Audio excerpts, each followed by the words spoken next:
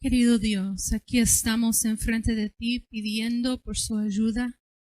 Vamos a recibir un mensaje, Señor, que para cada persona hay una lección diferente, pero el mensaje es muy general, Señor, y es algo que tenemos que escuchar. Señor, abre nuestra mente, abre nuestra inteligencia. Hay muchos de nosotros que no son tan inteligentes, no sabemos tantas cosas, pero Señor, sabemos que tú puedes elevar nuestra mente para que podamos recibir la bendición esperando por nosotros. Señor, perdónanos por nuestros pecados. Queremos estar puros y limpios enfrente de ti. Señor, queremos crecer en su luz y queremos también estudiar estos asuntos que nos hace crecer.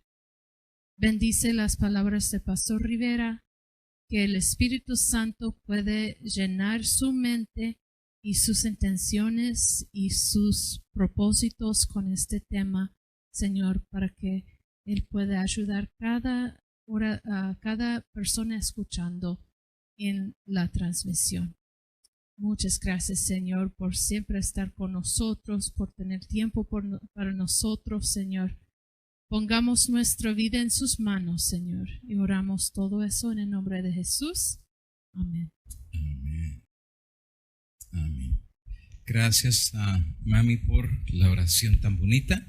Y ahora sí estamos listos para poder compartir la palabra del Señor en la encrucijada de dos caminos. Recuerden, es simplemente una meditación. Hay un cantante que hizo una canción muy popular hace algunos años en México que se llamaba Arjona. Y Arjona escribió una canción que se llamaba Jesús es verbo no sustantivo. Y esa canción fue muy impresionante porque en la canción lo que Arjona decía era que muchas religiones hablan de Dios, hablan del amor, y al final del final decía, yo tenía una vecina que era religiosa pero me ponchó 100 pelotas. Como diciendo, habla mucho de religión, pero a la hora de la hora son bien malas gentes. A la hora de la hora, pues o sea, hacen más mal que bien, y que prácticamente, si la religión de la vecina que me ponchó las pelotas es la verdadera religión, pues no quiero nada con la religión. En el tiempo que hemos servido en la obra del Señor, tengo que mencionar que un alto porcentaje de la gente que abandona la iglesia, o sea que ya no va a la iglesia, simplemente dejó de ir y abandonó la iglesia, un alto porcentaje de personas que abandonan la iglesia tiene que ver con la gente, con las personas. Tiene que ver con no les gusta cómo es el pastor, no les gusta cómo es el anciano, no les gusta cómo es la directora de escuela sabática. De hecho, muchos jóvenes con los que hemos platicado, y me ha tocado la oportunidad de preguntarles, oye, ¿tú por qué ya saliste de la iglesia? ¿Ya no vas más a la iglesia? ¿Tú ya, o sea, prácticamente has abandonado a Dios y la iglesia? ¿Qué pasó? Y lo que usualmente ellos dicen es, pues es que me cansé de la hipocresía, no solo de mis padres, pero de la gente también. Me recuerdo que había un hijo de pastor, que decidió no ir más a la iglesia y le decía, ¿por qué ya no vas a la iglesia si tu papá es pastor y creciste en la religión toda la vida conociendo de Dios? Y él decía, la gente. O sea, como que él no aguantó la presión como hijo de pastor de tantas críticas de parte de la gente. Y prácticamente terminó perdiendo la fe. Ahora, la pregunta es, ¿por qué realmente la gente abandona la religión? ¿Por qué realmente la gente abandona la fe? Y al final del día, ¿por qué razón la gente abandona a Dios? En el camino, platicando con mi papá, como mencionaba hace rato, hacia Laredo, me hizo una pregunta muy interesante y él me preguntaba, dice, yo tengo 40 años de conocer la religión, tengo 40 años de conocer la iglesia adventista. Y dice, ¿pero por qué? Dice, yo le preguntaba a mi maestro que me dio estudios bíblicos, yo le preguntaba, ¿Y por qué la Biblia Dios la hizo tan complicada? ¿Por qué no es como que baja un ángel o, por ejemplo, que diga en la Biblia, mira, la bestia es el papado y está en el Vaticano y está en Italia? O sea, al grano, directo y al punto, sin tanto rodeo. Dice, es como que es un tipo de rompecabezas que uno tiene que estudiar por décadas para empezar a entender un poquitito las providencias de Dios o los planes de Dios. Entonces, bueno, lo que se me ocurrió contestarle en ese momento fue, ¿y por qué los maestros dejan tarea a sus alumnos en la escuela? Si ya dieron la clase, ¿para qué tienen que dejarles tarea? Porque esa es la metodología que utilizan los maestros para saber realmente quién va a la escuela, no más porque los padres lo arrastran a ir a la escuela, y quienes realmente les gusta la escuela, les gusta estudiar. Y lo evidencian al hacer la tarea, nadie los tiene que forzar. Son los brillantes de la escuela, son los que les encanta ir a la escuela. Claro, Dios te pudo haber puesto en un plato, servido todas las cosas con nombre y apellido. Hasta cómo se iba a llamar el último presidente de Estados Unidos y el de China y el de Rusia. Si tú quieres, Dios pudo haber hecho eso. Pero Dios te dio un rompecabezas que es tu responsabilidad como ser humano armar. Por eso nos dio mente, por eso nos dio un cerebro para poder estudiar y, como dice la palabra, agarrar una pieza aquí, otra pieza allá y bajo oración y humildad, Dios nos va dando claridad de entendimiento. Eso quiere decir que no siempre leer la Biblia va a ser fácil. Eso no quiere decir que todo lo que vas a leer en la Biblia lo vas a entender ahí mismo. A veces hay asuntos en la Biblia que te va a tomar de repente años entender. Años. Y que años después tú vas a mirar hacia atrás y vas a decir, ¿y eso por qué no lo entendí hace 20 años? ¿O eso por qué no lo entendí hace 30 años? ¿O por qué no lo entendí hace 40 años? Porque otra vez, Dios anhela que nosotros estudiemos, que lo conozcamos. ¿Y qué mejor manera de conocer a Dios que estudiándolo? ¿Qué mejor manera de saber cómo es Él viendo cómo actúa? ¿Cómo pasó con los antediluvianos? ¿Qué pasó en la Torre de Babel? ¿Qué pasó en el Foso de los Leones con Daniel? ¿Qué pasó en el Calvario? Es una metodología, Dios es maestro. Y en cada cosa o historia que hay en la Biblia, Dios tiene una revelación de sí mismo. Por eso en San Juan 17:3 dice, y esta es la vida eterna, que te conozcan a ti. Por eso es el reto de estudiar y agarrar las piezas bajo la dirección del Espíritu Santo. Ahora sí, pues va a haber cosas que nunca vamos a entender, literalmente. Va a haber cosas que, a ver, ¿cómo es el principio creador de Dios? Pues solo Dios lo sabe. ¿Cómo Dios creó el universo? Solo Dios lo sabe. ¿Cómo Dios creó de la nada cosas animadas de las inanimadas? Solamente Dios lo sabe. Obviamente, va a haber cosas que, aun por más que tú seas un teólogo erudito, no las vas a poder explicar. Y te digo que he hablado con teólogos eruditos de la iglesia adventista y de otras iglesias, y hay cosas que no tienen explicación. Y que yo los he confrontado, a ver, ese trompito a la uña, así decimos los mexicanos, esa pregunta difícil, y hay eruditos que tú te quitas el sombrero que dicen, no, pues no sé. Por fe creemos. Entonces sí va a haber cosas que al tratar de armar ese rompecabezas de quién es Dios, no todo va a tener una respuesta. Y muchos han perdido la fe. Muchos que crecieron conociendo la Biblia, cantando himnos y alabando a Dios, llegó un momento en su vida que perdieron la fe. A ver si les pongo el video de Larry King aquí que aparece. Está en inglés, pero bueno, vamos a ver si se los traduzco después. Primero escuchen. La religión inspira a las masas. Marx lo llamó el opio de las masas. Y las religiones están basadas en el miedo.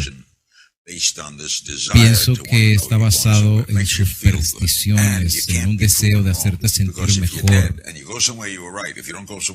Si tú te mueres, pues viene la esperanza que te vayas a un lugar bueno. Si eres malo, pues ni modo te vas a un lugar que está malo. Dice, muchos líderes nunca han contestado realmente preguntas acerca de si Dios nos dio libertad de elección. ¿Cómo explicas un terremoto? ¿Cómo explicas a Katrina? Dice, yo le preguntaba estas preguntas a mis rabinos y siempre era la misma respuesta. Esos son los caminos de Dios y Dios tiene un plan y tienes que creerlo. Y yo no quiero, me resisto a creer que una figura etérea allá arriba en el cielo tiene un plan. Dice, si Dios es amor, y si Dios sabe todo, y si Dios tiene un plan, ¿qué tiene que ver eso con el terremoto de Japón? ¿Qué tiene que ver con la Primera y Segunda Guerra Mundial? O sea, si es tan poderoso y tan sabio. Entonces, hombres como él, como no ha habido respuesta, y aún sus líderes religiosos no le han dado respuesta, terminó perdiendo la fe. La otra, ese es uno, ¿verdad? La que está a la derecha es más dura que él. La que está a la derecha logró sacar a Dios de las escuelas, y no solo sacarlo de las escuelas, sino prácticamente poner la cuestión de los abortos, el derecho de la mujer a matar a los fetos en su vientre, y porque ella se burla de la religión abiertamente. Miren, déjenles pongo el video, y ojalá que el video no tenga alguna mala palabra por ahí. No me dio tiempo de revisarlo completamente. El mundo estaría mejor sin la religión. Si hablemos de JC, Jesucristo. Dice JC. Él vino a decir, yo vine a poner padre contra padre. ¿Te gusta ese versículo? Dice, a menos que te odies a ti mismo, no puedes venir hacia mí. ¿Y qué tal el versículo que dice, ama a tu prójimo como a ti mismo? Ya dice, bueno, las viejas religiones ya venían diciendo lo mismo hace más de 6,000 años. Dice, Jesucristo no se lo inventó. Eso ya otras religiones lo venían diciendo. Por eso tengo que pararlo para traducir. ¿Y qué tal? ¿Y qué te parece el sermón del monte? Dice, te lo puedo decir de memoria. Pero también dijo otras cosas. Por ejemplo, él dijo que no hay que orar públicamente. Dice, por eso yo saqué la oración de las escuelas públicas. Porque, o sea, no agarres nada más una cosa que él dijo y la otra la deseches. Dijo, no ores públicamente. Cuando ores, ora en privado. Dice, por esa oración, el cristiano que quiere orar, pues que ore en su casa, no en la escuela pública.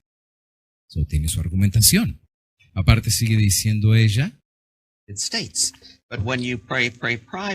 cuando ores, ora privadamente.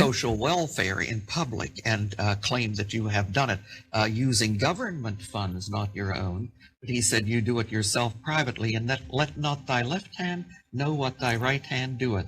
That sermon es como, por ejemplo, si tú haces oraciones públicas y usas dinero de los impuestos del gobierno de tu país, estás gastando recursos del erario público en asuntos religiosos. Pero ¿acaso no dice la Biblia, no sepa tu izquierda lo que hace tu derecha? Dice, pero si estás gastando recursos públicos, todo el mundo lo sabe que se están dando recursos de escuelas públicas que tienen que ver con asuntos religiosos. O sea, lo que está diciendo es una contradicción en sí misma. Y ella misma está usando la Biblia para contradecir otros pasajes de la Biblia. Ok. Solamente, no lo voy a poner obviamente todo pues, el discurso. Tengo otros videos más, tengo más de 30 videos que no es fácil de contestar lo que están diciendo, las argumentaciones que ellos hacen. Por ejemplo, en uno de estos videos sale un muchacho, que este muchacho es tremendo en contra de la religión, es una apologeta, o sea, sabe cómo hacer debates y ganarlos. Entonces hay un rally en donde hay cientos y cientos de personas protestando afuera de un hospital donde se practica el aborto. Entonces, este muchacho dice a los que dicen ahí, Dios aborrece el asesinato, y tienen pancartas que dice así, no matarás, y la lista sigue, ¿no? O sea, citando la Biblia. Entonces el muchacho viene con su micrófono y les pregunta a ellos y les dice, ¿tú eres cristiano? Y dice, sí, claro. Dice, ¿y qué estás haciendo el día de hoy aquí? Y dice, vengo a protestar en contra de matar a niños y asesinato de mujeres, de niños que están embarazadas, porque Dios es pro vida. Dios es pro vida, no es pro muerte. Y dice, entonces tú eres cristiano. Y dice, sí. ¿Y tú crees en la Biblia? Sí. ¿Has escuchado la historia de Noé? Y dice, sí. Dice, ¿tú no sabes que Dios mató a todos? Si Dios es pro vida, ¿por qué los mató? Por cierto, ¿también había mujeres embarazadas en los días de Noé? No, pues sí. ¿Y por qué por lo menos no dejó entrar a las embarazadas? Porque ¿qué culpa tenían sus bebés de los pecados de sus papás? Mejor metió animales que haber metido mujeres embarazadas. Y el cristiano, como no supo cómo contestar, no tengo tiempo de contestar, y seguía con la pancarta. Entonces el muchacho volteaba a la cámara y decía, ¿ya ven por qué la religión es basura? Entonces, argumentaciones como estas se utilizan cada día en las escuelas públicas, cada día en escuelas regulares, y mucha gente pierde su fe por no saber cómo contestar, porque miran a la religión como fanatismo, miran la religión como formalismo, miran la religión como una locura. De hecho, Voltaire, el francés filósofo, es el que dijo que la religión es el opio de los pueblos, incluyendo a Karl Marx, el inventor del comunismo, en donde decía, la religión solamente es un negocio, la religión solamente es tener a los pueblos embrutecidos mentalmente, en donde la voz de un líder o la voz de un pastor es como la autoridad de Dios, es casi como ver a Dios. Y literalmente sí, por mucho tiempo hasta a los sacerdotes se les besaba la mano. Y claro, sales tú de ser católico y te vas a otra religión, pero al final del día al pastor de tu iglesia pues le tienes que rendir casi la misma pleitesía, igual que hacías con el sacerdote católico. Entonces lo que ellos dicen, ven, la religión al final del día, diferente nombre, misma fórmula. Es lo mismo en todos lados. Y cuando alguien se equivoca, todo el mundo le cae encima. Y cuando alguien comete un error, todo el mundo lo quiere destrozar. Y el árbol caído, todo el mundo quiere hacer leña. Entonces aquellos que no son creyentes dicen, ¿qué de beneficio tiene tener la religión? ¿Qué de beneficio me tiene a mí yo estar en una religión que en vez de hacerme crecer como ser humano, al final del día lo que me hace es o un fanático? Y déjame decirte, hermanos, y por eso es en la encrucijada de dos caminos, y te dije que iba a hablar mucho del corazón. Tengo que confesar, por así decir, que como adventistas, la religión que profesamos, no somos realmente mejores que otras religiones. Y me recuerdo que desde que entramos a conocer este evangelio, no sé la experiencia de ustedes, pero en la experiencia de un servidor, a mí se me enseñó, así me educaron, que no había iglesia que tuviera mejor conocimiento bíblico que la iglesia adventista del séptimo día. Que en cuestión de debates de religión, éramos invencibles. Invencibles. Nadie nos ganaba en nuestros debates. Que nos ponían a los mormones, a los testigos y a los pentecostales juntos, y juntos los demostrábamos que la ley de Dios había que guardarla, que el sábado había que guardarlo, y el montón de reglas y reglamentaciones que ya sabes. No comer carne de cerdo, no vestirse con una falda muy cortita, no pintarse mucho, ser vegetariano, y la lista sigue. Así nos educaron. Y me recuerdo que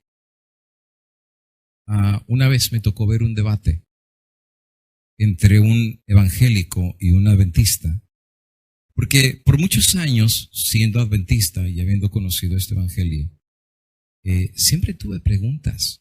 Y eso que me tocaron entrar en los años dorados de la iglesia, los mejores años, por lo menos a mi punto de vista, los cuales literalmente ir a la iglesia era un gozo, era una alegría, el participar de las cosas de la religión era maravilloso, donde había mucha espiritualidad, donde había mucho buscar a Dios, donde se sentía la presencia de Dios. A mí me tocaron esos tiempos. Pero había preguntas que siempre me hacía y nunca tenía respuesta. Nunca tenía respuesta. ¿Qué clase de preguntas? Por ejemplo, yo no entendía por qué razón un evangélico, porque para mí guardar el sábado era claro. Hay más de 350 versículos, tanto en el Antiguo como en el Nuevo Testamento, que te dicen que el día de reposo es el sábado. Entonces, en mi mente infantil, si tú lo quieres decir, Yo no lograba comprender cómo un evangélico no podía ver eso. Era claro, era sencillo. Ahí está. Es más, aún escrito el mandamiento con la ley de Dios, con el dedo de Dios. Más claro, ni el agua. Mateo 5, no vine a quitar la ley de los profetas.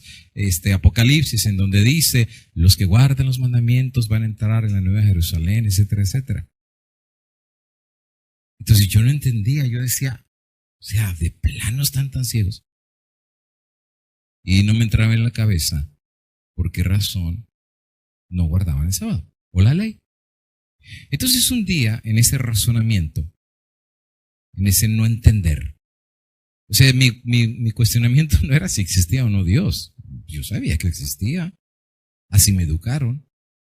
Yo sabía que había Dios, que había un castigo final, un juicio, o sea, todo eso yo lo sabía, los estudios bíblicos. Pero la parte evangélica no la entendía porque ellos no podían ver lo que nosotros como adventistas sí lo habíamos visto. Y yo me recuerdo que uno de mis profesores me decía, es que todos los evangélicos se quedaron en el lugar santo, por eso no pudieron ver esa luz. Pero yo decía, oye, pues hay que estar de plano súper ciego para no ver.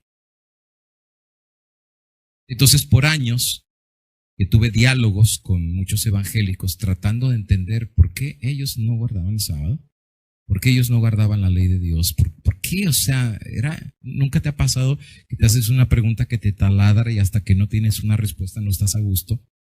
Pues así estuve yo por años. ¿Por qué? ¿Por qué? ¿Por qué? ¿Por qué? ¿Por qué?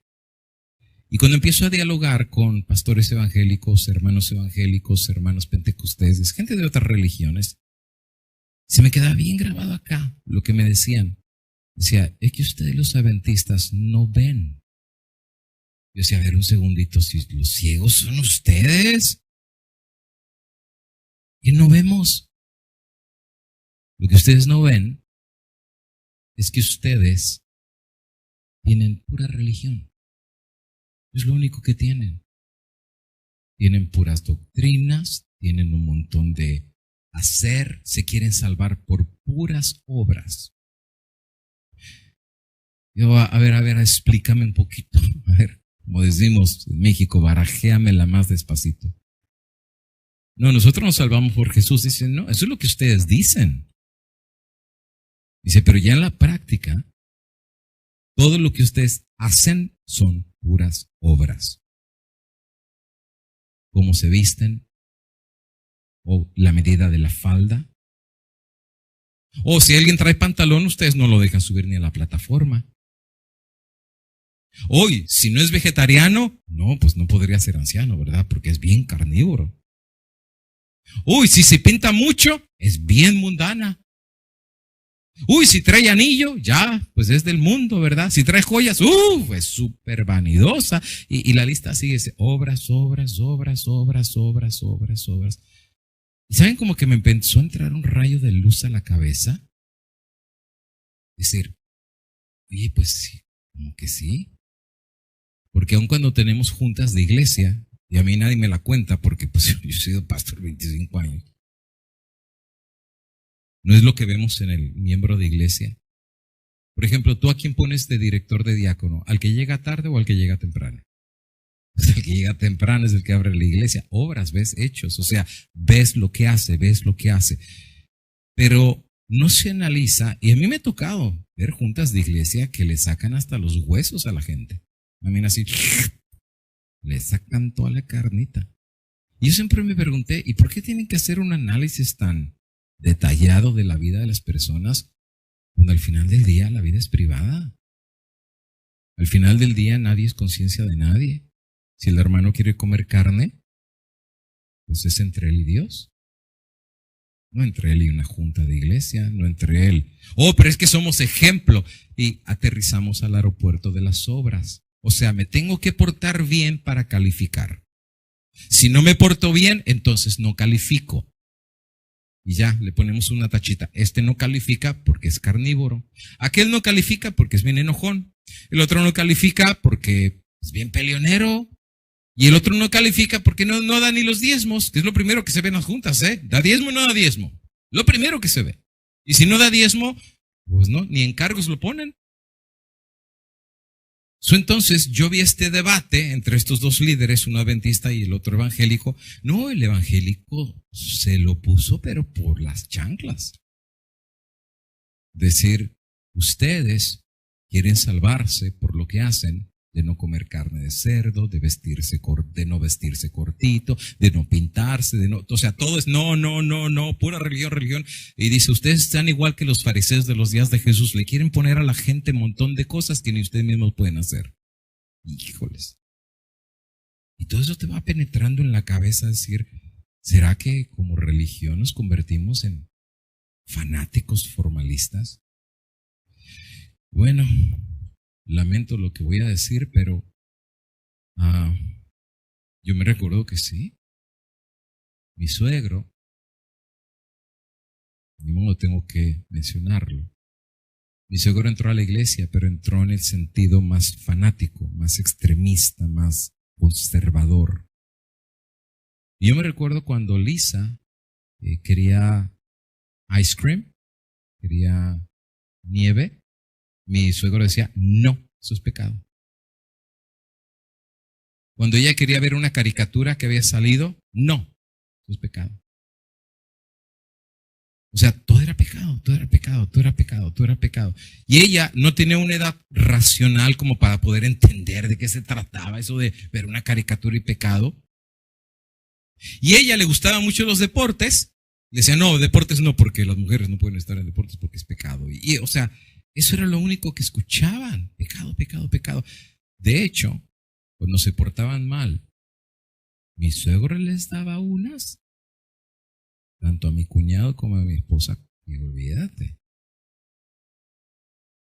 Y mi papá le hizo una pregunta a mi suegro, a mi esposa, y le dijo, oye Elisa, perdón, quizás me meta en lo que no, pero cuando tu papá los castigaba, ¿él ya era cristiano o no? Y mi esposa dijo, sí, ya era cristiano. ¿Tú crees que es el único que ha llevado la religión al extremo? ¿Tú crees que es el único adventista que piensa que ¿a qué hora comienza el sábado y a qué hora se va el sábado? Es como el chiste, ¿no? De aquel comerciante adventista que cuando iba a ponerse el sábado, el viernes en la noche, se subía al piso 10 de su edificio y decía, todavía no se ha puesto, le falta un poquito. Y al otro día, el sábado, cuando se estaba poniendo el sol, desde abajo, dijo, no, ya se puso, para abrir la tienda. O sea, nos convertimos así de formalistas, de religiosidad, que parece ser, y eso me quedó también muy marcado en los diálogos y pláticas que tuve con gente de otras religiones, los debates, esta gente que ha perdido su fe, que siempre aterriza al mismo aeropuerto de que en vez de haber tenido una experiencia personal, no con una iglesia, no con una religión o con un ministerio o con un pastor per se, pero una experiencia personal con Dios, son dos cosas muy diferentes. Y es cuando te empieza a entrar un poco la luz de versículos bíblicos que están ahí, como Jesús diciéndole a los líderes de su época que eran buenísimos en las obras, buenísimos en guardar la ley, buenísimos en guardar el sábado, buenísimos en vestirse correctamente, oraban públicamente, llegaba la hora de la oración y a orar y caían de rodillas ahí delante de todo el mundo. Baños de santidad por todos lados. Pero cuando Jesús los veía, les decía, ustedes no son hijos de Dios. Hijos de Abraham somos, ¿cómo te atreves a insultarnos? Somos la iglesia verdadera, el remanente del remanente, y la lista sigue, ¿no? Dice, bueno, es que si ustedes fueran hijos de Dios y de Abraham, pues guardarían su ley. Pues el sábado lo guardamos al dedillo. Pues sí, guardan el sábado, pero me quieren matar. Porque Jesús ya sabía que estaban haciendo un complot para asesinarlo. Duro, ¿verdad? ¿De qué le servía su religiosidad si querían matar a María Magdalena? ¿De qué le servía? Y es ahí donde tú te cuestionas, si realmente has aprendido un evangelio verdadero en el orden que Dios intentó, en el rompecabezas del orden que Dios intentó, o armamos un evangelio que echó a perder a esta gente. Armamos un evangelio que hizo que tantos perdieran la fe. Por ejemplo, muchos de estos que perdieron la fe dicen, yo no puedo concebir a un Dios que diga que es amor y mande a niños al infierno a quemarse por los siglos de los siglos. Eso es una mala interpretación. Eso no es lo que dice la Biblia. La Biblia dice que los muertos no saben nada, están dormidos. Dios es justo. Pero por siglos se le enseñó a la gente que Dios quemaba hasta los niños. Y luego sacaban las historias del diluvio y todo eso, y luego la historia de Abimelech, la historia de Amalek, y mata, no perdone tu ojo. Decían, Dios es sanguinario, Dios. Entonces, la religión se aprendió a verla como tenle miedo a Dios. La religión, tenle miedo a los líderes, son los elegidos de Dios, son los intocables. Y poco a poco vamos sacando de nuestra vida lo que realmente importa de la religión. No, pero es que pues yo me he visto como Dios pide. Pues sí, tú puedes hacer todo lo correcto, igual que los judíos, y aún guardar la ley de Dios. Pero si Dios no está en esa ley, es solamente tablas de piedra. Y el resultado final va a ser que te vas a decepcionar de la religión. Te lo profetizo. Vas a terminar perdiendo la fe.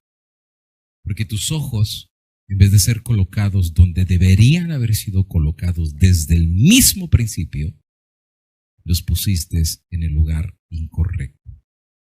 Los pusiste en la gente. Los pusiste en una iglesia. Los pusiste en un pastor. Los pusiste en un evangelista. Lo pusiste en tu papá. Lo pusiste en tu mamá. Lo pusiste en tu familia. Pues te tengo una sorpresa y te tengo una noticia. Todos ellos te van a fallar. No conozco hoy por hoy religión que viva a la altura de lo que predica. No la conozco. No la conozco. Ni en la Biblia, ni en la Biblia, excepto ciertos casos. Pero no dijo el mismo San Pablo y Santiago que los grandes hombres de Dios, siendo grandes hombres de Dios, tuvieron luchas y pruebas. Como Elías, pero que dice Santiago, Elías, que hizo bajar fuego del cielo, era hombre sujeto a pasiones igual que tú e igual que yo. Entonces te rascas la cabeza y dices, ¿y era Elías? Tú sabes que en ciertas iglesias, yo no sé si te tocó, Ali, algunas iglesias que íbamos a dar campañas, no sé si se recuerda, hermana Adelina, que había una que otra iglesia que tenía 2 sillas enfrente, como tronos. Y me recuerdo que una vez Alison me preguntó y me dijo, ¿y esas sillas quién se sienta ahí? El pastor y su esposa. O sea, estaba chiquita, pero están bien grandotes las sillas ahí. Y le dije, no, es que aquí en esta iglesia, porque era rentada, es la silla de Moisés y la silla de Elías. Porque para ellos Moisés y Elías eran Moisés, Elías, los grandes de Israel. Por eso se enorgullecían tanto en decir, somos hijos de Abraham, somos hijos de Moisés, tenemos el Talmud, tenemos la Torá. Entonces Jesús decía, pues si ustedes aman a Moisés, me deberían amar a mí, porque a mí me amaba Moisés, porque Moisés escribió de mí. Si amaran ustedes a Abraham, también me amarían a mí, porque Abraham me amó y vio mi día. Ahora que tú, teniendo menos de 30, eres más grande que Abraham, pues para su información, antes que Abraham fuera, yo soy. No, pues ya agarraron piedras y ya lo querían matar. ¿A dónde se les fue la religiosidad? Pues quién sabe. ¿Qué es lo que te dice? Que somos seres humanos. Falibles, enojones, antipáticos, que se nos sale el diablo. Y que aún un Pedro, que anduvo 3 años y medio con Jesús, sacó la espada y ya le quería cortar la cabeza a Malco. ¿Tú crees que le quería cortar la oreja? No, el espadazo era para cortarle la cabeza.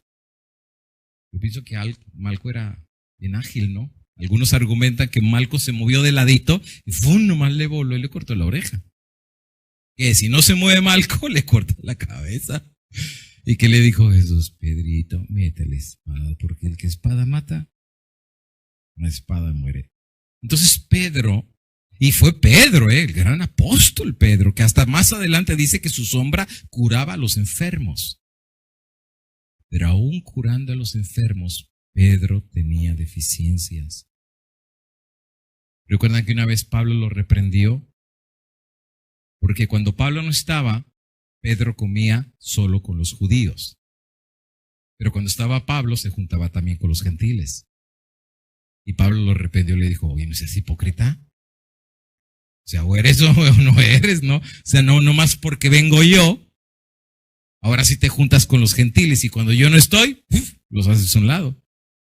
O sea, tú has entendido que el evangelio es para todos.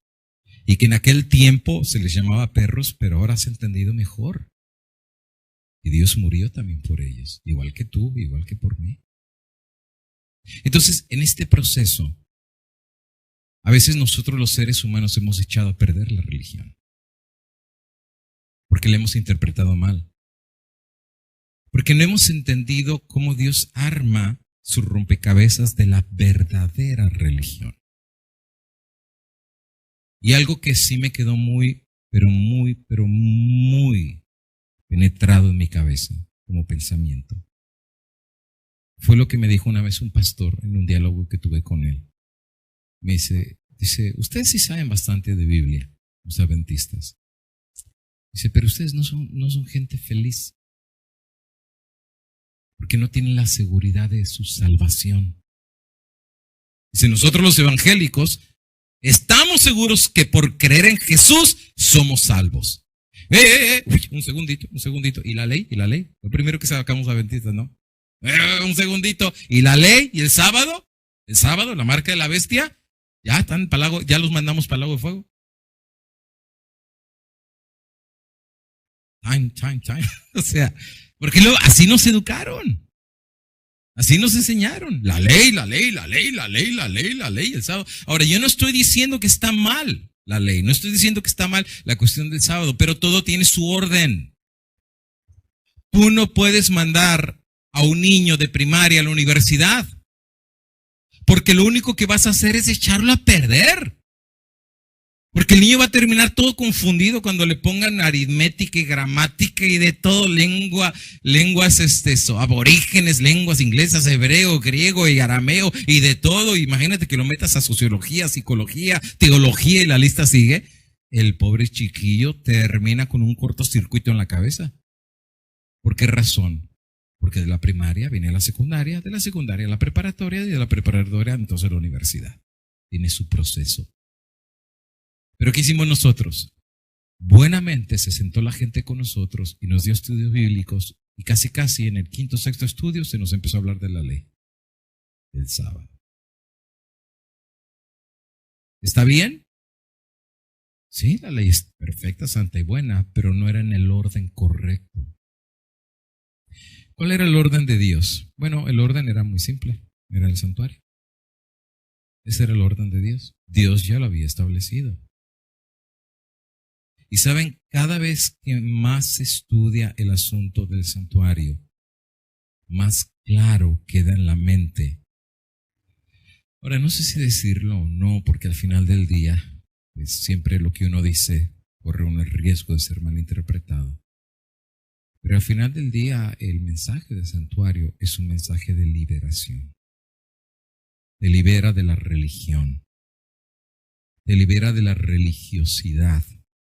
Te libera del sectarismo, te libera del formalismo, te libera del fundamentalismo, te libera del fanatismo y todo, la lista sigue. ¿Por qué? Porque te coloca el rompecabezas en el perfecto orden de Dios. Como Dios era su intención, que el evangelio fuera predicado. De hecho, Elena de White cuando habla acerca del santuario, ¿saben? A mí me tomó años entender esto, años. Y todavía estoy tratando de entenderlo. Todavía no se crean que ya me la sé de arriba abajo. Estoy en el proceso de entender esto, la forma como Dios mira las cosas.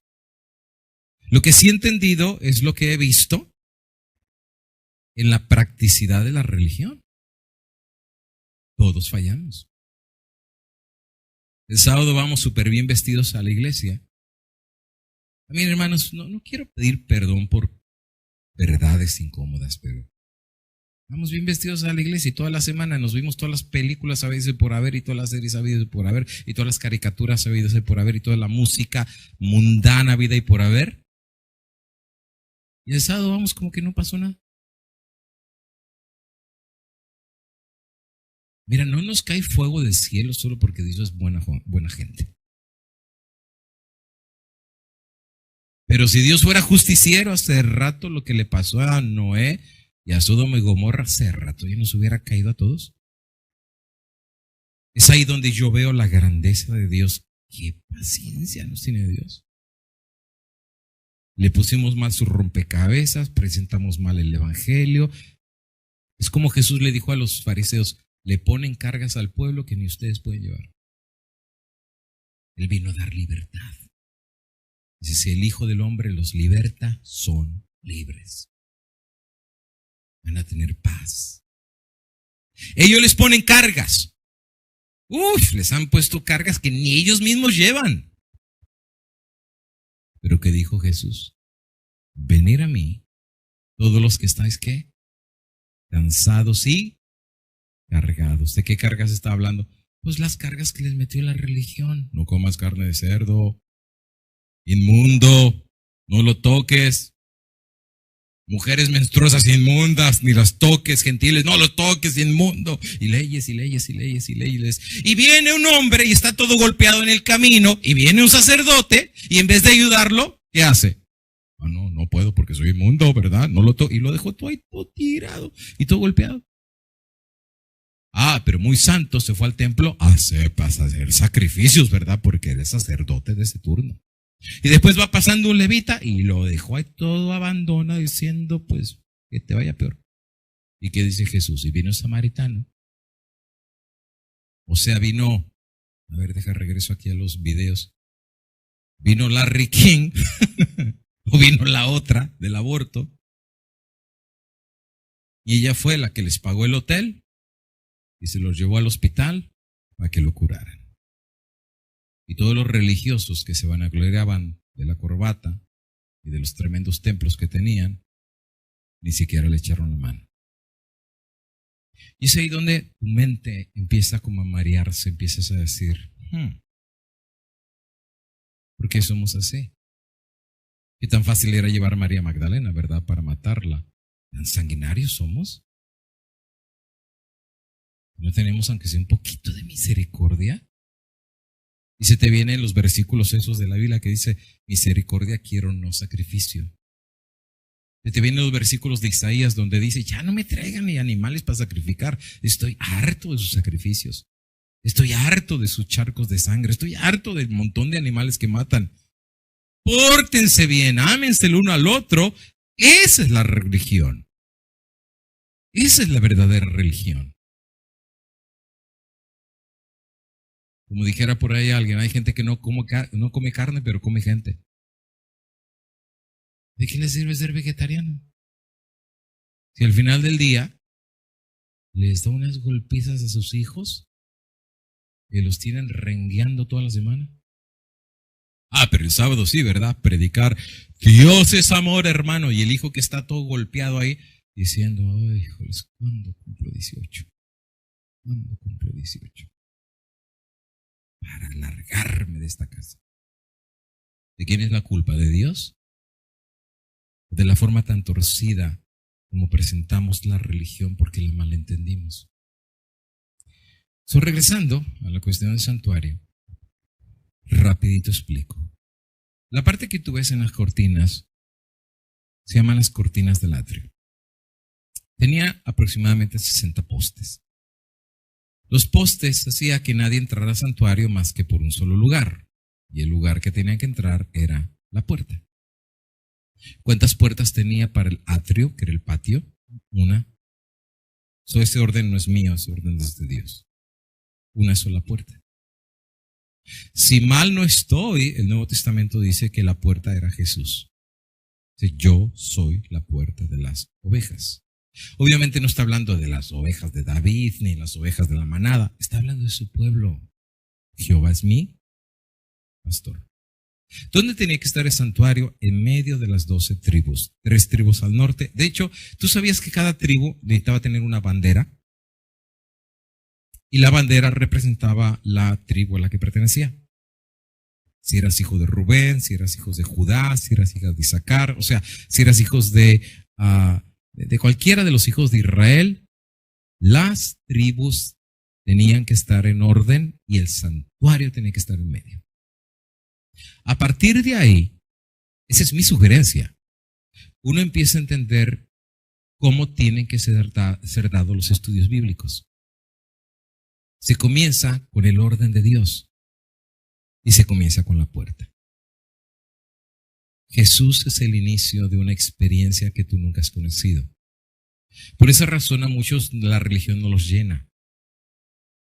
Porque tienen una experiencia con la religión, con personas, con evangelistas, con cosas, pero a solas nunca han tenido una experiencia con Jesús.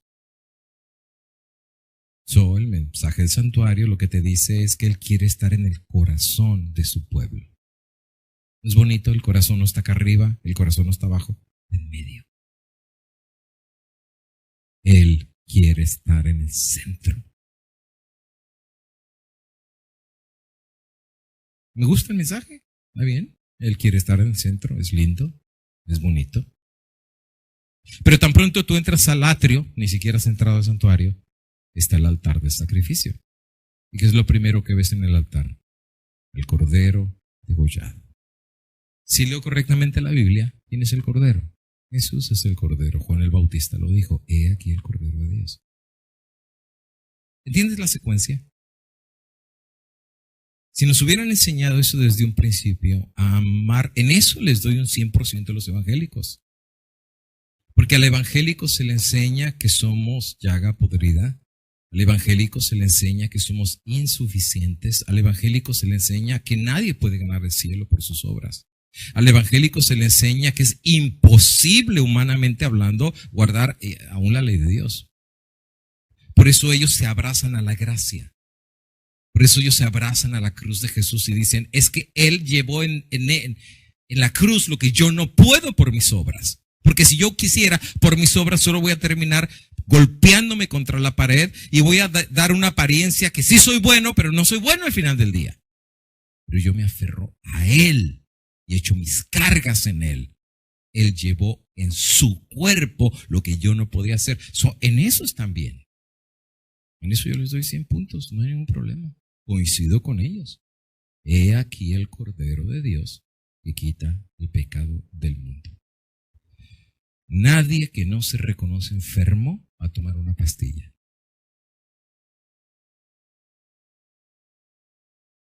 Nadie que no se reconozca que es una basura espiritual, es duro lo que voy a decir, Nadie que se reconozca sucio de manos, que no se reconozca sucio de manos, que no se reconozca indigno y pecador, va a buscar un Salvador.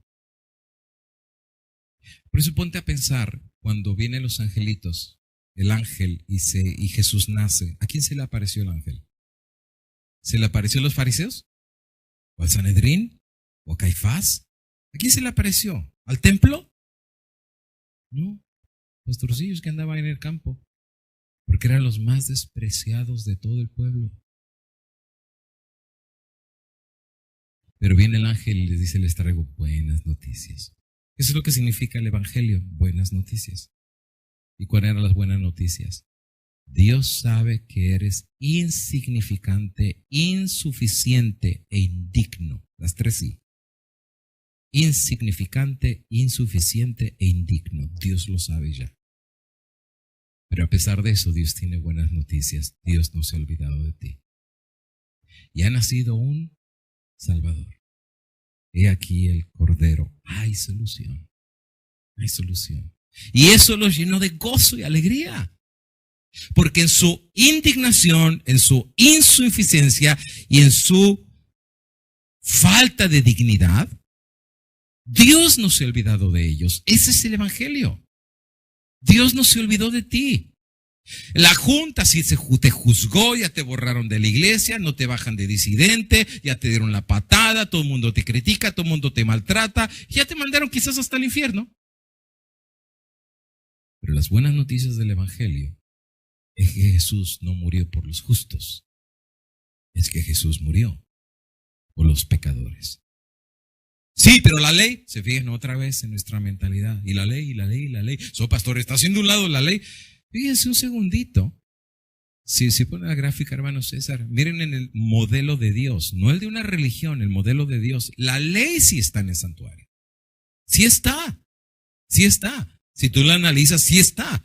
Pero ¿en dónde está? ¿Al principio o al final? Hasta el final. Hasta el arca, hasta el lugar santísimo. De hecho, ni el sacerdote podía entrar al lugar santísimo. Tenía que ser el sumo sacerdote, el más grande de todo el pueblo, religiosamente hablando. Solo él podía entrar. Y tenía que entrar amarrado, y con campanitas. De hecho, el traje del sumo sacerdote tenía campanitas. Así es que cuando él iba caminando, iba haciendo tilín, tilín, ¿verdad? Las campanitas. Iba jingling. ¿O cuál es la palabra? Las campanitas iban sonando. Ahora, ¿por qué era importante eso? Porque entraba la presencia de Dios al arca donde estaba la ley. Y si había pecado en el pueblo, tómala, se caía, muerto, ¡fum! ¿Se moría? Pero no podían entrar al lugar santísimo porque también ellos iban a morir. Solo tenían que jalar con la soga. Y ahí iban todo arrastrado, ¿verdad? O sea, fíjate qué tan sagrado era entrar a la presencia de Dios. Y en la presencia de Dios estaba el arca, y dentro del arca la gloria de Dios, la Shekinah, y las tablas de la ley. ¿Te fijas? Están hasta el final. Están a un lado del trono de Dios. Pero ¿cuáles son los primeros estudios bíblicos que nos dieron? El sábado, cómo guardar el sábado, cómo descansar el sábado. Y nos impusieron una doctrina que es hermosa y maravillosa, pero en el orden incorrecto. ¿Y cuánta gente podría levantar la mano el día de hoy y decir, yo me bauticé y ni amaba a Dios? Yo me bauticé y seguía igual de mundano que siempre. Yo me bauticé y me seguían gustando las cosas del mundo y todo lo del mundo, pero ya me bauticé. Ahora, no quiero juzgar a nadie porque, pues sí, yo sé cómo funcionan las cosas de los números, dar reportes de números, bautismos y todo eso, ¿no? Y hoy en día hay pastores que cuando van a visitar a gente a su casa hasta los meten a la lavadora para bautizarlos. Para dar números. Ay, no, yo entiendo cómo funciona. Pero la pregunta no es, pregúntale a Lisa, a tu mamá. Un día llegó el pastor, tenía tu mamá 8 años. Y habló con mi suegro. Y le dice, yo creo que ya su niña está en edad de bautizarse. Tenía 8 años. Y ella estaba jugando allá afuera. Y le llamó y le dijo, el sábado de bautismo, ¿te quieres bautizar? Sí. Y la bautizaron. ¿Qué iba a saber ella de Dios, de religión? Pues ya la bautizaron. Hasta que ella crece, se volvió a rebautizar. Pero ya teniendo 22 años, o sea, ya estaba más grande. Porque ya había entendido lo que significaba la verdadera religión. Ya había entendido el plan de Dios. ¿Cuántos años nos toma para entender el modelo de Dios? A veces toda la vida.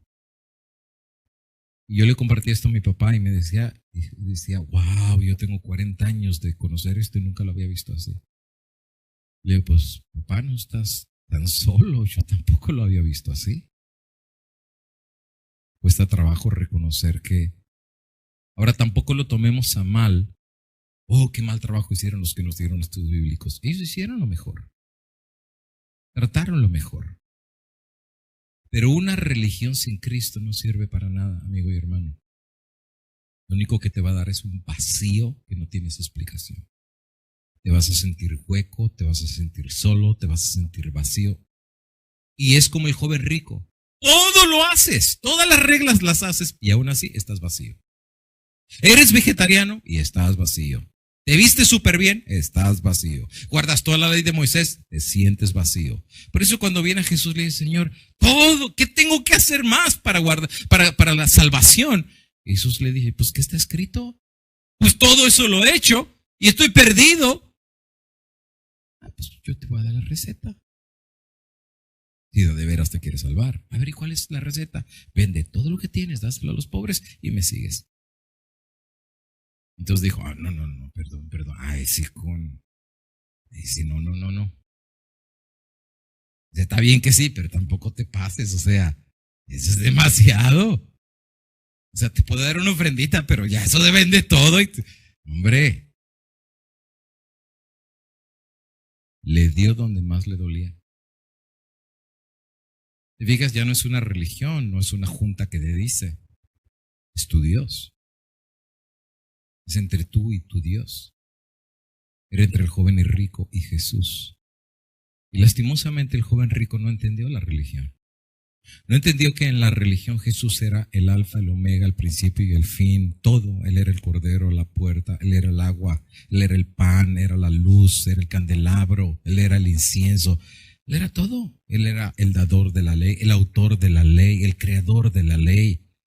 Él era la gloria, Él era la luz, Él era el verbo. Me acuerdo cuando fuimos a la casa de Elena de White en California. Creo que ustedes vinieron también, hermana. No sé si recuerda que había un póster de todas las frases que Elena de White usaba de Jesús en un póster. Todos los títulos que ella usó para describir a Jesús. Maravilloso. Maravilloso. O sea, faltaban atributos para describir quién era Jesús.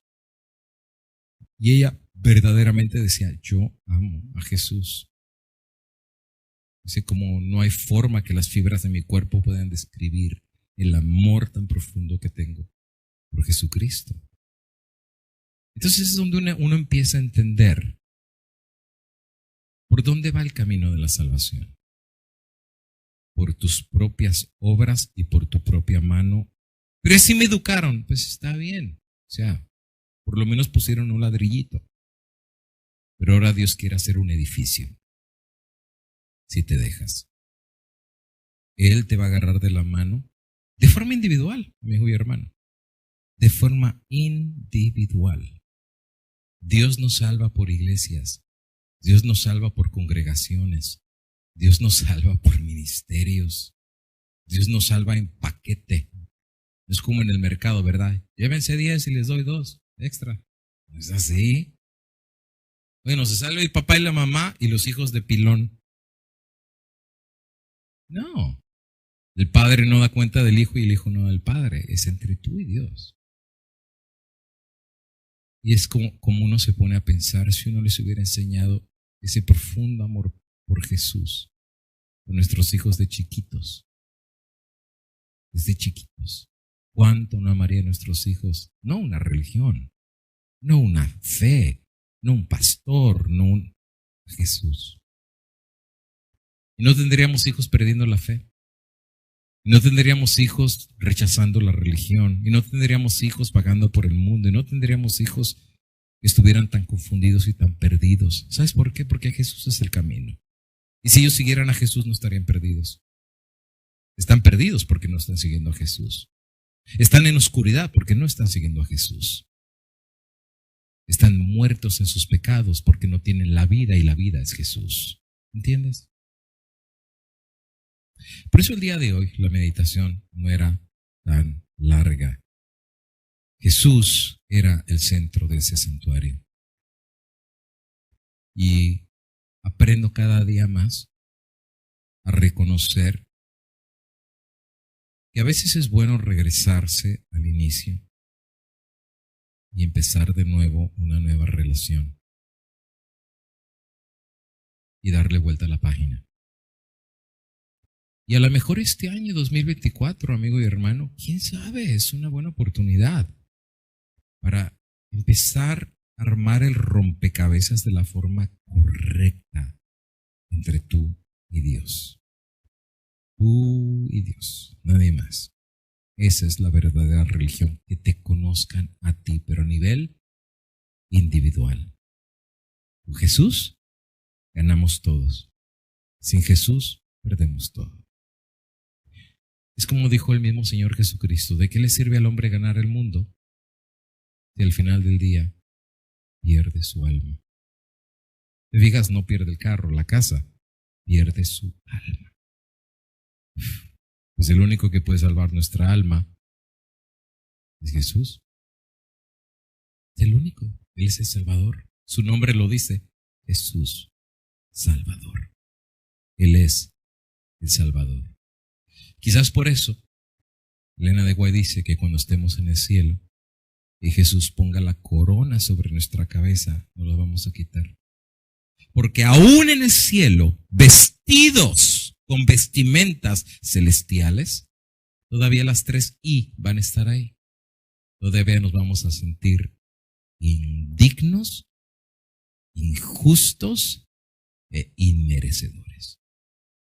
Nos vamos a quitar la corona y vamos a decir: no, la única razón que yo estoy aquí es por ti. Tú fuiste mi tabla de salvación. Y si tú no me hubieras amado y hubieras sido paciente y ese amor tan profundo, yo no estaría aquí. Porque no soy mejor que mi hermano, ni que mi padre, ni que mi madre, ni que mi esposa, ni que mis hijos. Pero tú te apiadaste de mí. Digno es el Cordero. Por eso me encanta lo que dice Apocalipsis, que dice todos los que están ahí, ¿verdad? Los ancianos, los ángeles, los serafines, los querubines, todos juntos dicen: digno es el Cordero. El centro de atención del universo en los días de la eternidad va a ser Jesús. Que Netflix ni que nada.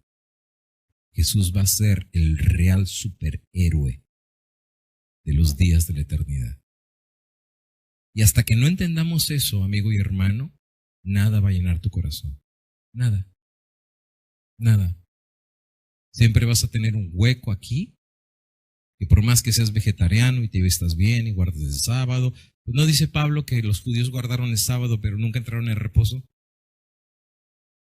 Hay un reposo que es más grande que solo no trabajar. Es el reposo del alma, el reposo del corazón, y ese solo lo puede dar Jesús. Y hallaréis reposo para vuestras almas.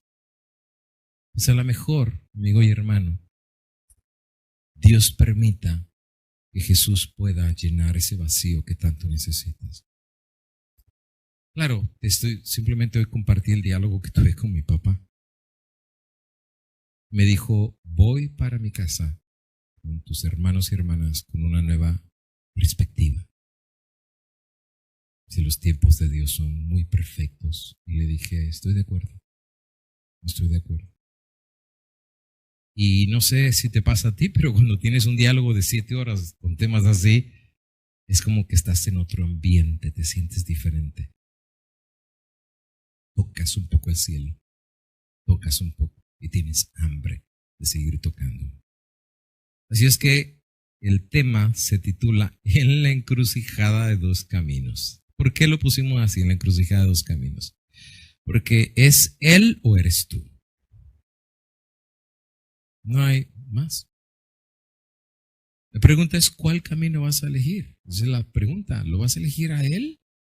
¿O vas a seguir con la religión, las formas de la religión, la reglamentación y un montón de cosas que de repente nos pusieron mal el rompecabezas?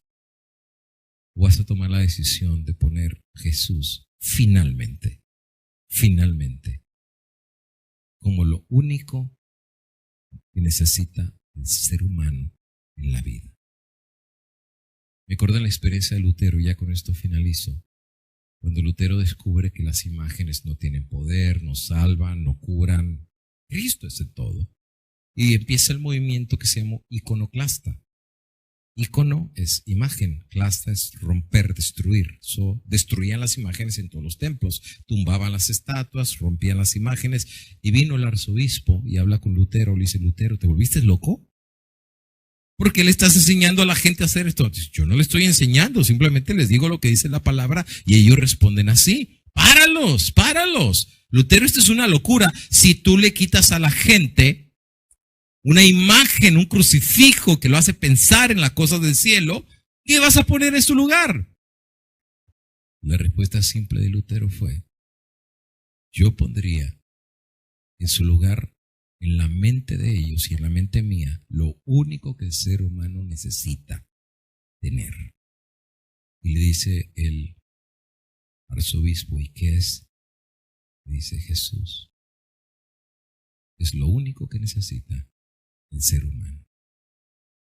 Porque aún para guardar la ley hay que amar a Jesús. De ahí que el que no ama a Jesús no puede guardar la ley. Si me amáis, guardad mis mandamientos. Esa es la condición.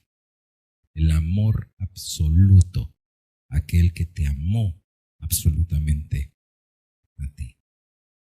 Y ojalá que en este sábado podamos sentir ese gozo y esa alegría de poder ver un rayo de esperanza en Jesús.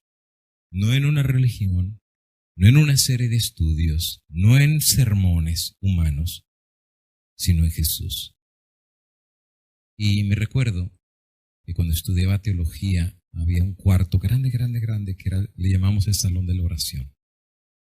Me recuerdo que en el marco del salón de teología había una frase que decía: lo que nace de rodillas, nace para quedarse de pie. Me gustaba esa frase. Lo que nace de rodillas, nace para quedarse de pie. ¿De qué estaba hablando eso? De la oración íntima con Jesús. ¿Cuándo fue la última vez que oraste así con Jesús? ¿Cuándo fue la última vez que leíste la Biblia queriendo conocer a Jesús? ¿Cuándo fue la última vez que meditaste en Jesús? ¿Y cuándo fue la última vez que anhelaste estar en la presencia de Jesús? Como decía Elena de White cuando lo veía en sus visiones: ya no me mandes a la tierra. No, si eres fiel regresarás. Dios te escogió por una razón. Lo mismo para ti, amigo y hermano. Dios nos escogió por una razón. Y si no nos soltamos de la mano del Maestro de Maestros, del Maestro de Galilea, del que es la fuente de nuestra esperanza y salvación, pienso que tenemos esperanza. Y pienso que eso nos dará felicidad. Porque si al final del día Jesús te va agarrando de la mano, tenga confianza, hermano. Tenga confianza, hermano, que el que empezó la buena obra la finalizará si sigues no el camino tuyo, pero el camino de Dios. Como dice Proverbios, hay camino que al hombre le parece derecho, pero está bien chueco. Pero si hay un camino que no está chueco, sino está derecho, es Jesús. Él es el camino, la verdad y la vida. Bueno, dijimos que íbamos a tener una conversación muy directa. Esperamos que no haya sido o no sea malentendida y que, como dice la palabra del Señor, que el que tenga oído, pues oiga. No lo que dice una persona, pero lo que el Espíritu está tratando de decir, y tu experiencia espiritual sea enriquecida.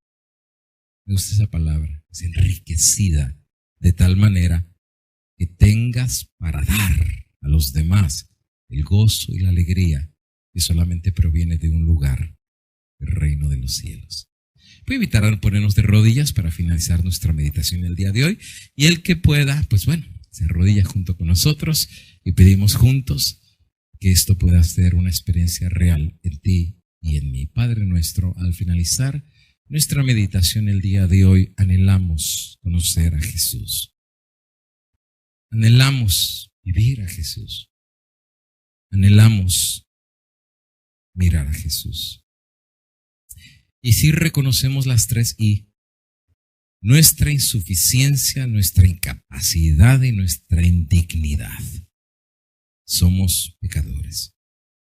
No merecemos ni siquiera levantar los ojos al trono de Dios, porque nuestras manos, ojos, oídos, mente y corazón están manchados con el pecado. Pero así como el pueblo estaba siendo mordido por las víboras y al final del día hay vida en mirar, miraron a la cruz.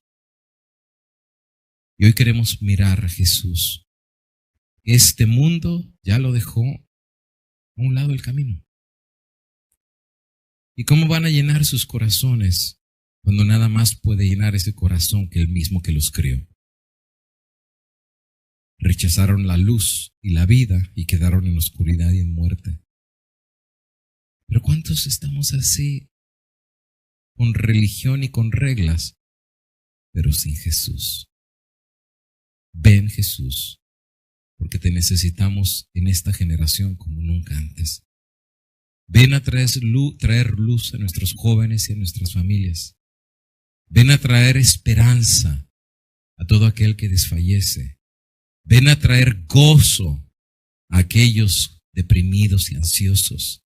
Ven a traer el mensaje que ha nacido un Salvador, que ha resucitado y que está en el cielo intercediendo por nosotros y que no pierde la fe y la esperanza de que un día estemos con Él cara a cara, con el velo quitado, mirándolo a los ojos y perdernos en esa mirada, no por un día, sino por la eternidad.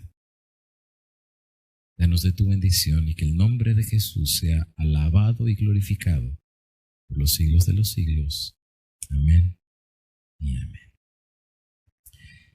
Amén y amén. Y con eso, pues bueno, concluimos nuestra meditación del día de hoy. Muy agradecidos por la palabra del Señor y les encargamos sus oraciones. La palabra de Dios nos ha advertido acerca de esos tiempos. Por eso, hermano, ves la importancia de tener una relación ahora íntimamente con Jesús. Porque vienen tiempos difíciles para este mundo. Pero si estamos con Jesús, pues no tenemos que temer. ¿Por qué razón? Porque Él nos va a ayudar en los días que vienen. No nos va a dejar solos. Si hasta ahorita no te ha dejado solo, pues créemelo, no te va a dejar solo en lo que viene. Miguel, el gran príncipe, está del lado de su pueblo. Por eso yo digo amén y alabado sea el nombre de Jesús. Y para los que siempre pues quieren apoyar y poner su granito de arena, ya saben, aquí les dejamos los datos para todos los países o aquí a Estados Unidos para lo de la imprenta y el puesto de avanzada. El que quiera poner su granito de arena, muchas gracias en el nombre del Señor. Feliz sábado y bendiciones. Nos vemos la semana que viene si Dios nos da la vida. Feliz sábado. De pregón se escucha el clamor, salir y anunciar que viene el Señor. Despierta, despierta, la puerta está, no duermas y vela, Jesús viene ya. Esparcer la luz del Señor, y con prontitud alcemos la boda está lista, nos invita hoy, dichosos aquellos que llama el Señor. Siervos de Dios a marchar con tesón, es el Señor que dirige el pregón, la victoria es segura con Él. Despierta, despierta, Iglesia de Cristo, es tiempo de siega, hermano, ¿estás listo?